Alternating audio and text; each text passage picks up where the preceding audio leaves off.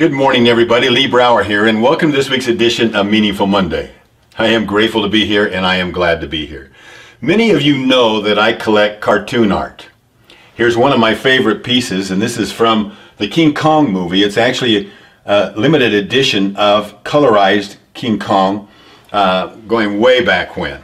But I remember the first time I saw King Kong, and I remember sharing it with my family. And I remember my father in particular. In fact, when I collect art, I actually think about not just the movie, but I think about what does this mean to me? And when I look at King Kong, believe it or not, I think about my dad. And I think about the strong strength that he had when I look at that face. Now that looks fierce, but it was fierce. I was scared of my dad.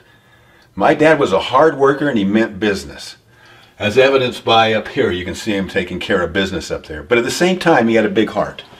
As you can see over here with his left hand, he's got this beautiful woman in his hand, and you know he had a heart and he protected. He protected his family, and he would fight just as fiercely for business or for his family as he would for business, or even more so for his family. And that's something that's been instilled in me my whole life through. And 4 years ago today, this very day, my father passed away. And I had the opportunity to grow closer to him as he got older. I don't remember him saying, "I love you," when I was young. In fact, I didn't remember it till about 10 years before he passed away that I finally heard those words from his lips. It meant so much to me. May I share a picture of my father with you? I want you to see this man right here. I'm very proud of him. And this is about a year before he passed away. Right next to this picture is his hand. And you can see by the hand that, let's get this over here, that he had kind of a rough hand. It's kind of gnarly. You know, we as a family, we once a year we take our hands and we trace it on the back of a tablecloth, and then we capture a story. And when you start to capture those stories, see the difference between an experience that you recall and an experience that you feel. An experience that you recall is a recollection. An experience that you feel is a memory.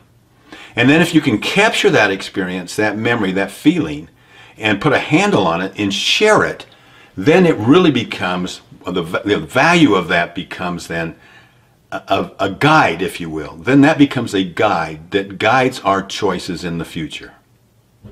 So, may I share a story with you? 16 years old, no feeling in my soul that I'm ever going to get a car at that point because I can't afford one. I doubt if they can afford one.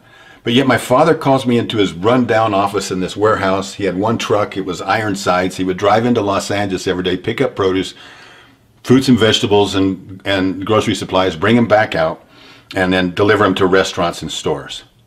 And so he slides this little box, I unwrap it, I pull out, and here's a keychain, silver dollar. I still remember the silver dollar on the keychain. And there's this key dangling. Now I say, I couldn't see the silver dollar anymore once I saw the key, because I said, "Dad, what's this key to?" And he says, "You remember Pete's 55 Chevy? Pete was our mechanic." He says, "That yellow and white one?" He said, "Well, you see that red and white one out there? Pete fixed it up." And I said, "Is it mine?"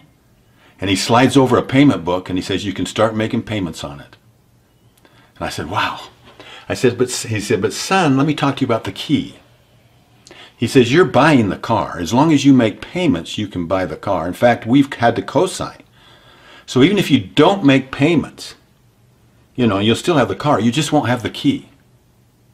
You see, because with the key unlocks opportunity.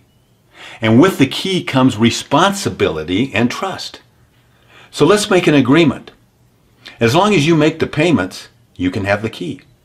As long as you honor your commitments at home, at work, at school, and to the government that you signed your license agreement with and obey the laws, then you can have the key. But if you don't honor those agreements, then we're going to take the key away. You'll still have the car, you'll still have to make the payments, but you won't have the key, and the key unlocks opportunity. So I've thought about that many, many times, and I thought, you know what, I've been able to put a handle on it. I call it the key. And when I talk to other people, I talk to my children and others, I can say, remember the key. And what they remember is that with opportunity comes trust and responsibility. And we can lose the key. We can lose the key if we're not careful. So I wanted to share this with you. This is a memory of my father. I hope it's helpful to you, that if you can capture those memories and turn them into wisdom, then they will outlive all of us. Have a meaningful week. I'll talk to you next week. Bye-bye.